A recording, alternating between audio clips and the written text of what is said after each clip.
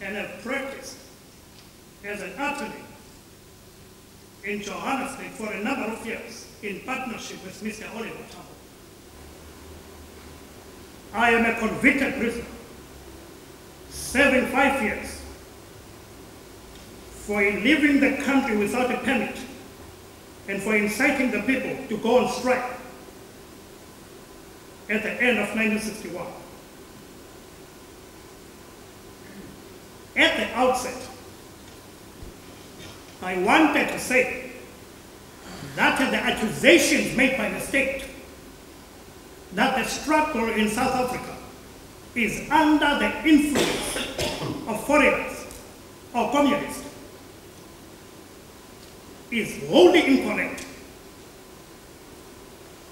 I have done whatever I did, not because of what any foreigner might have said, but because of my own proudly felt African background and my own experience of the situation in South Africa. South Africa is a very rich country,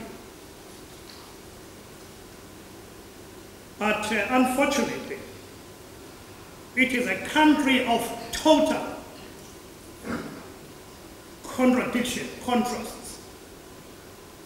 The white people live what can be said as the highest standard of living in the world.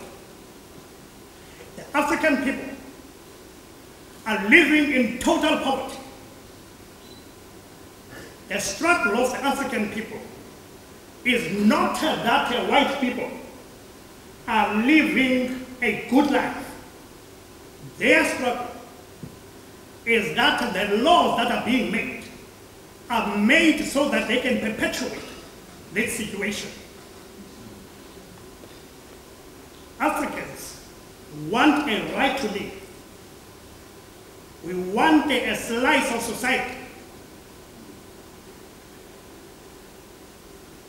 In the manifesto of Umkhonto weSizwe, which is Exhibit 18, we said, there comes a time in the life of any nation where you are left with two choices: submit or fight. That time has now come to South Africa. We shall not submit, but we shall hit back with every means at our disposal in the protection of our rights, our people, and our country. In 1960, there was a shooting in Sharp, which resulted in the proclamation of the state of emergency. After careful consideration, my colleagues and I decided that we were never going to obey that proclamation because African people are not part of the government and they do not make the laws by which they are governed.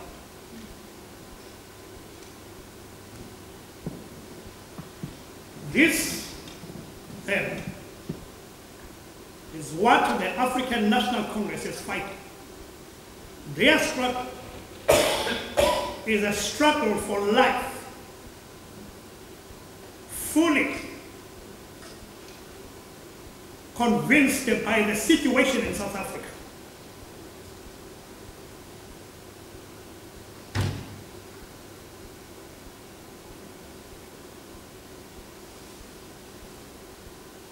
During my lifetime,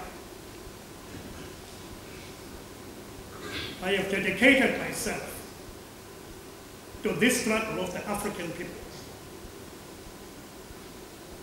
I have fought against black domination, and I have fought against white domination.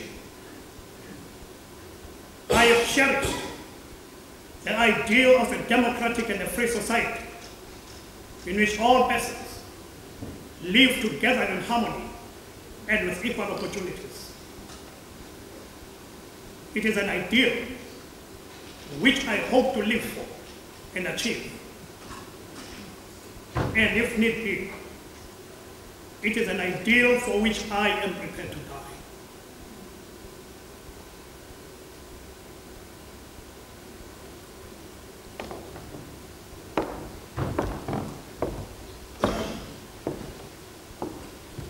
Nelson Mandela and all those accused were sentenced to life.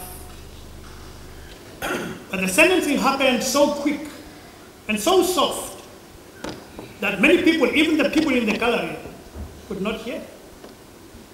Dennis Goldberg turned around and told his mom, "Life is good." Outside, Albertina Sisulu led the people in the national anthem. And I would like you to stand and sing with me the national anthem.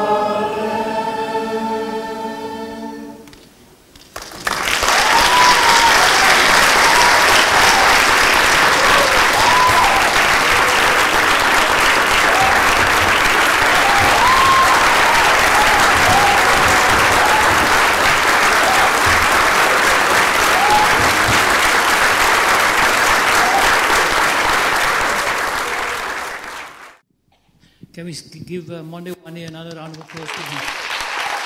I know where he disappeared. Thank you, Monday.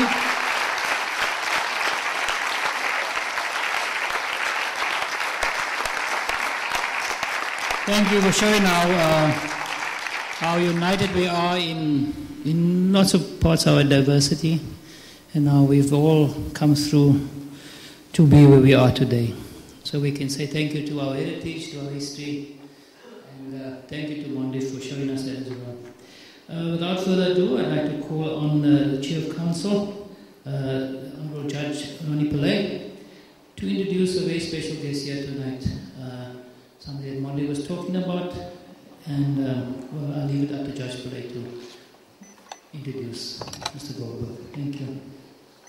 Good evening, ladies and gentlemen. I have a pleasant task of introducing one of those gentlemen, because we all complain they don't write books and record history, but he's done just that. And I have been asked to say a few words and to introduce the author. He is Dennis Theodore Goldberg. He was born in 1933 and grew up in Cape Town, attended the University of Cape Town, and graduated as a civil engineer. He soon joined the Communist Party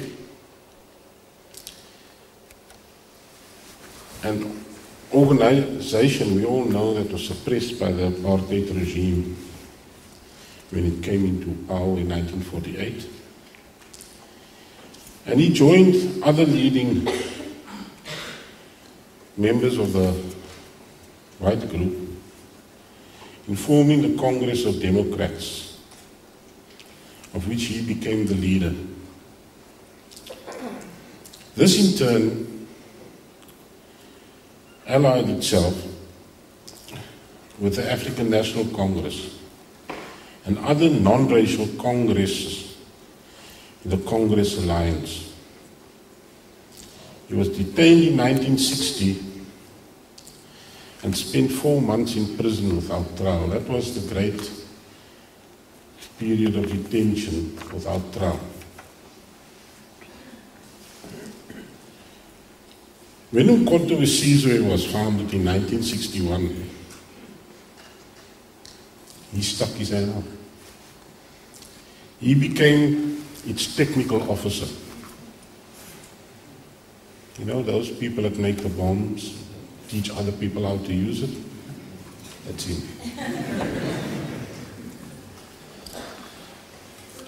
In 1963, he was arrested at the Rivonia headquarters and was sentenced in 1964 at the end of that famous Rivonia trial, parts of which form part of the play we've just seen. And he was sentenced to 4 terms of life imprisonment.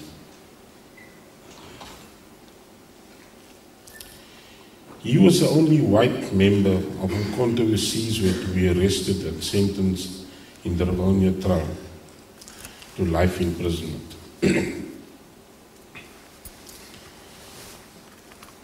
one of his statements, I'm not too sure whether it was written otherwise, he described the issue of being white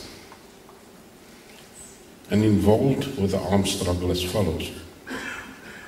Being black and involved in the struggle meant you had the support of many people, and it meant you got to be part of the community. Being white and involved meant to be isolated.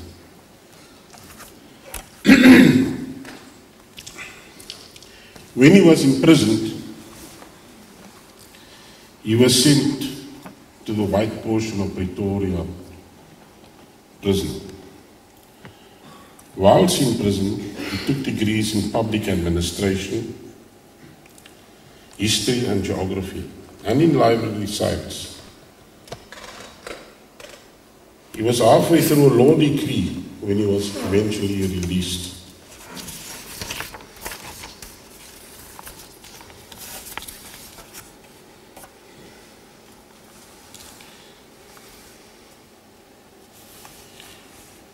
While he was in action as part of the movement, he displayed extreme discipline, and I'm sure at times he wanted to get up on stage and say things.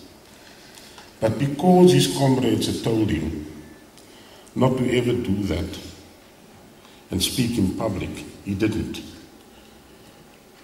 And it is thought that that is the reason he was never banned.